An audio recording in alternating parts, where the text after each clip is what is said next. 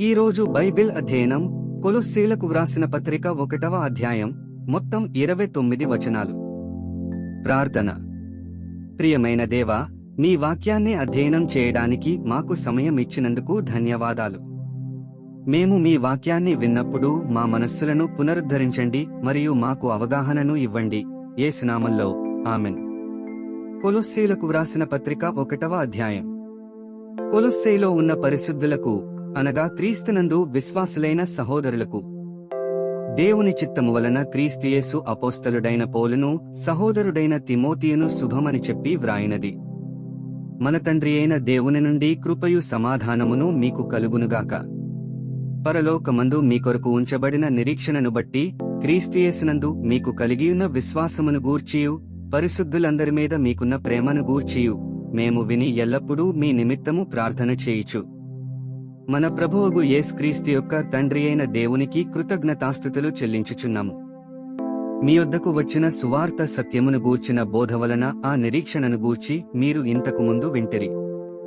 ఈ సువార్త సర్వలోకములో ఫలించుచు వ్యాపించుచున్నట్టుగా మీరు దేవుని కృపను గూర్చి విని సత్యముగా గ్రహించిన నాట నుండి మీలో సైతము ఫలించుచు వ్యాపించుచున్నది.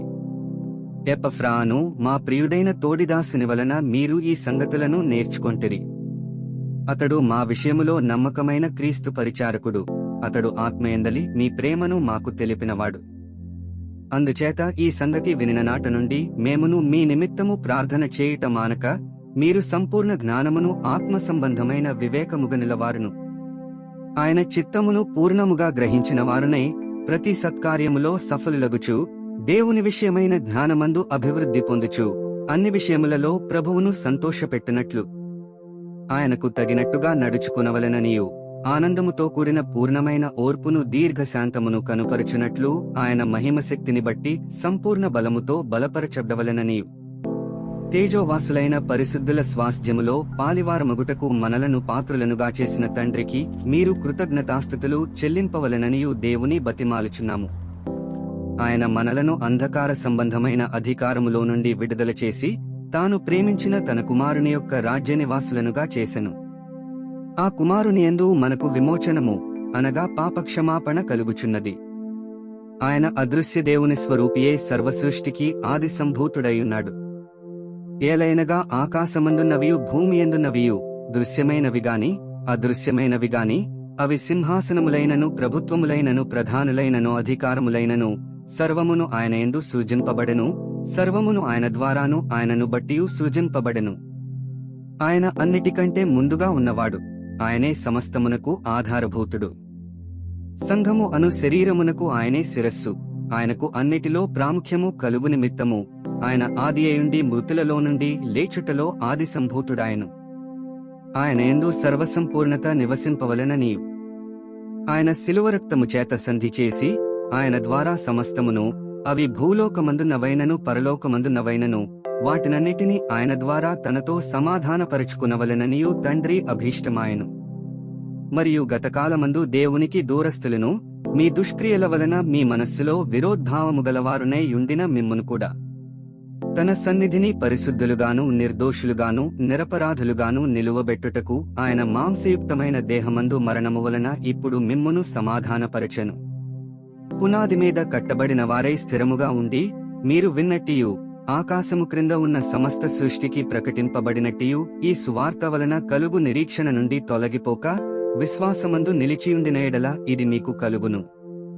పౌలను, నేను ఆ సువార్తకు పరిచారకుడనైతిని.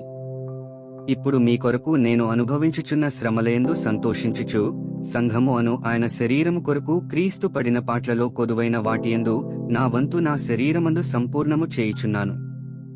దేవుని వాక్యమును, అనగా యుగములలోను తరములలోను మరుగు చేయబడియున్న మర్మమును సంపూర్ణముగా ప్రకటించుటకు మీ నిమిత్తము నాకు అప్పగింపబడిన దేవుని ఏర్పాటు ప్రకారము నేను ఆ సంఘమునకు పరిచారకుడనైతిని.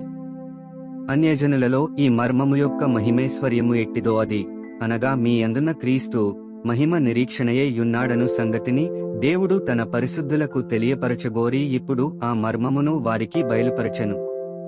ప్రతి మనుష్యుని క్రీస్తునందు సంపూర్ణనిగా చేసి ఆయన ఎదుట నిలువబెట్టవలెనని సమస్త విధములైన జ్ఞానముతో మేము ప్రతి మనుష్యునికి బుద్ధి చెప్పుచు ప్రతి మనుష్యునికి బోధించుచు ఆయనను ప్రకటించుచున్నాము.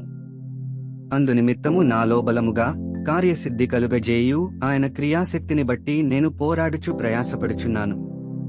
29 వచనాలు చదివియున్నాము. ముగింపు ప్రార్థన. సర్వశక్తిమంతుడైన దేవా, నీవే మార్గము, సత్యము మరియు జీవము. చదివిన వాక్యాన్ని మీ కృప ద్వారా మా హృదయాలలో ఉంచుకుని మా జీవితంలో అన్వయించుకోవడానికి మాకు సహాయం చేయండి. ఆమెన్.